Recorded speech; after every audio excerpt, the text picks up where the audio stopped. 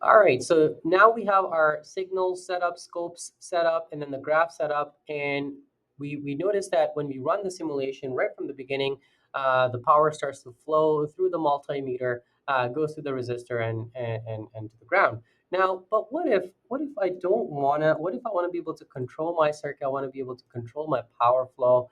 What I mean by that is, what if I don't want this to ramp up this way? Now you can control the ramp ups as well in the sources, but just for the sake of conversation, or for this example here, what if I want what if I want to put a breaker here, and I want the breaker to remain open for a certain period of time, let's say maybe for like, let's say 2 seconds or 10 seconds, and then I want it to turn on and ramp it up, right? So I want to be able to control it. So let's add a breaker right there and see how we could do that. So for you to add a breaker, we just need to go into the master library again, and you can see, it may look overwhelming, but keep in mind that um, there's different categories, but that's really it. So you over time you do get comfortable with these different categories. But right now I just want to go into the more on miscellaneous, not more miscellaneous models, but more on breakers and faults. So I'm going to come into this window here and look at this. Now in here, you may notice, I just want to mention one thing, that it may look like things are set up, but really they're just set up for us to pick anything we want, because none of this here in master library is getting compiled. It's your case on everything on this canvas is what's getting compiled. Nothing here is getting compiled.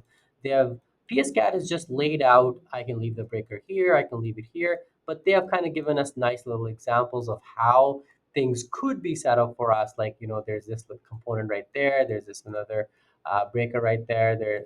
So it's for our ease. It doesn't get compiled, and it gives you some more information as to how you can use it. Now here you can see there's a single phase breaker. Sorry, this is a single phase breaker here with the thin line. I can double click it and I can show you as well. It's a single phase breaker right here. And then you can see here, it's got a bold line there, and this is three phase breaker. So in our case, we have our case set up for a three phase source, so we need that breaker right there.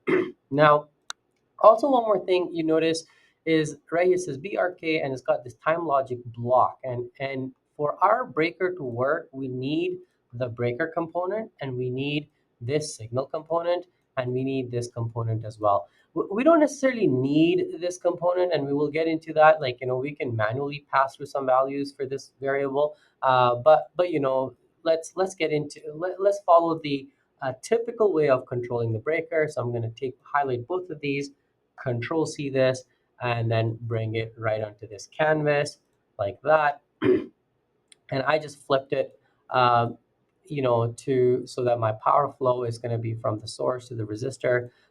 Is it necessary? No, you can keep it like this as well. It's just that when you annotate the power flow across, it just would have a negative value. So anything that you annotate here is with respect to this arrow. So I don't want to see some negative values. So I'm just gonna kind of do this and then create it like this, just like that.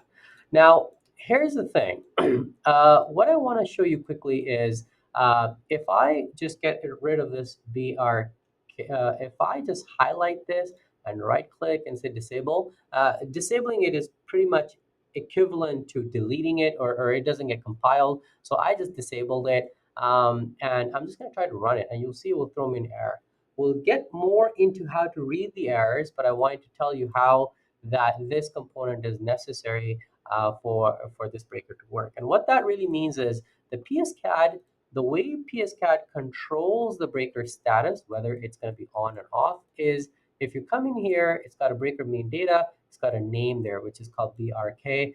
That particular variable gets created when it's get compiled, and you need to be able to access that variable, or basically by, you can always bring in a signal and name it a BRK. Um, and basically what it needs is, it's looking to get a 0 or a 1, 1 to be able to turn the breaker on or off. And we're in this particular case, we're doing this by using this logic here. So I'm just going to enable this, and I'm going to enable this. And let's quickly, so this is time breaker logic. If you double click this, it's just saying number of breaker operations. I'm just going to say one operation. So during the whole, there's only two operations you could do. So if you need more, there's other ways to do that. But right now, let's just go with number of operations. We just want one operation.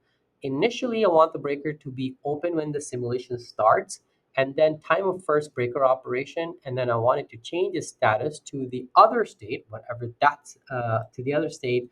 Let's say I'm going to say 10 seconds after, or let's do for one sec, let's do 50 seconds after the simulation starts. So what this time block will do, it will continue to output a value of, for breaker cases, 0 means close. So maybe what I'll do here, annotate again, for like, up to 10 seconds, this block will continue to output value of 1.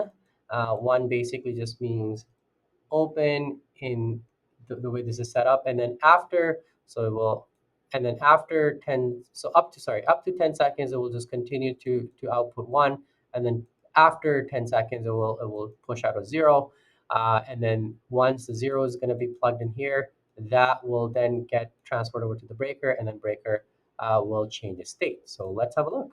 So I'm now just gonna run it, and now you can see that breaker, um, the error that we were getting is no longer there. And I think one thing I want to mention is that I did right click this and click enable, you can just highlight this, disable this, or highlight this and enable this, or you can use the hotkeys. Control E is what I used in case if I missed that earlier. So let's have a look. So we're not there yet up to 100 seconds. So you could, well, 50 seconds, sorry. We set it up to 50 seconds. So you could see just like that, that for the first 50 seconds, the breaker was green. And then at the 50-second, it turned into a closed position. And that's when we start to have a current flow. To exaggerate this, I can go back to the breaker timing and make it, let's say, 150. Rerun this for you so you understand. So I'm just going to rerun it like this.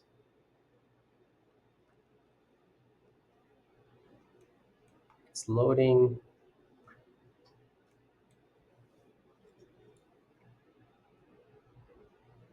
And there we go.